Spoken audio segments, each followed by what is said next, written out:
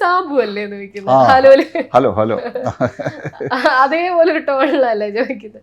അതെ അതെ ഹലോയും അതുപോലെ ഒരു റോളാണ്, പക്ഷെ വളരെയധികം ശ്രദ്ധിക്കപ്പെട്ട അതുപോലെ അത്രയും പടം ഹിറ്റാവുമെന്നോ അല്ലെ ആ ഒരു സീൻ ആ ക്യാരക്ടറിനൊക്കെ അത്ര മൈലേജ് കിട്ടുമെന്നോ ഒരിക്കലും ഞാൻ പ്രതീക്ഷിച്ചില്ല.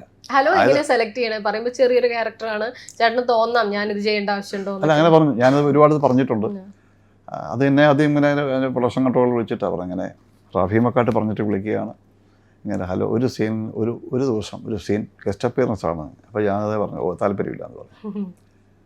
താല്പര്യം പറഞ്ഞാൽ ഞാനങ്ങ് തിരക്കുള്ള ഒരു ആളായിട്ട് പറഞ്ഞൊന്നുമല്ല, എനിക്ക് താല്പര്യം. കാരണം ഞാൻ ആലോചിച്ച റാഫി മക്കാട്ടിനെ പോലുള്ളവർ വിളിക്കുമ്പോൾ നമുക്ക് പ്രോമൻ്റ് ആയിട്ടുള്ള ഒരു ക്യാരക്ടർ കിട്ടണം. അല്ലെങ്കിൽ ഇവരൊക്കെ എന്തിനെന്നെ അങ്ങനെ വിളിക്കുന്നുള്ള എനിക്കുണ്ടായ ഒരു വിഷമവും ദേഷ്യമൊക്കെ തോന്നി. അതുകൊണ്ട് ഞാൻ ചെയ്യുന്നില്ല പറഞ്ഞത്. ഒരു ദിവസം കൊണ്ട് അഭിനയിച്ച ആ ക്യാരക്ടർ എന്ത് കിട്ടാനാണ്?